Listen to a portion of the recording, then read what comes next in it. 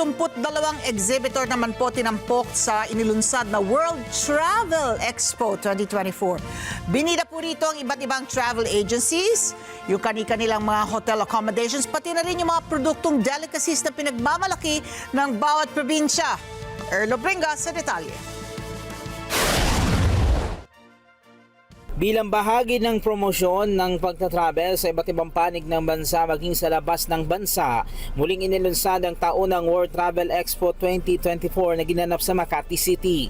Tampok sa taunang aktibidad na yan ang exhibit ng mga kumpanya sa larangan ng hotel accommodation, maging resort, travel, maging ang mga produktong delicacies na pinagmamalaki ng bawat probinsya. Kasama din dito ang iba't ibang mga private organization at mga kumpanya. Ayon kay Maris Caballero, ang presidente ng World Travel Expo, nais nilang maipakita at mailapit din sa tao at sa marami ang mga serbisyo na katatampukan ng patungkol sa travel experience, kaya nilunsad nila ang nasabing aktibidad. Ang aabangan nyo po sa amin dito for the 3-day event, 18, 19, and 20. So we have travel agencies and tour operators who are here. Mga hotel accommodation namin na they're offering lowest price. Also yung mga travel packages natin, local and international destination, which is low package for 30 to 70% off. 72 exhibitor ang tinampok sa World Travel Expo 2024. Ayon pa sa pamunuan ng World Travel Expo, magkakaroon din ng mga regional events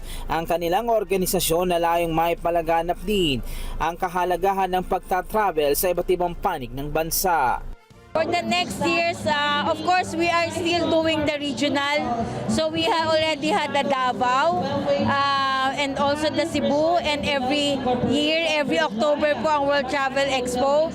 So ang mga regional namin, we will have it announced soon. Baka po magkaroon na rin kami ng Iloilo and Cagayan de Oro soon. Magpapatuloy pa ang gagawin nilang mga kaparehong aktibidad na layong magkaroon ng isang platform para maipalaganap daw at mai-promote pa ang mga travel destinations sa ating bansa maging sa labas ng Pilipinas. We're putting one platform, one venue, one platform dito sa ating event, no? So sama-sama dito para one-stop shop na lang yung mga travelers natin. Erlo Bringas para sa Matanag, Agila, Matatag, Matapang, Matapat. Maraming salamat sa inyo pong pagsubaybay sa Mata ng Agila Primetime. Para malaman ang matatag, matapang at matapat na mga balita, i-follow lamang at mag-subscribe sa @Net25 TV.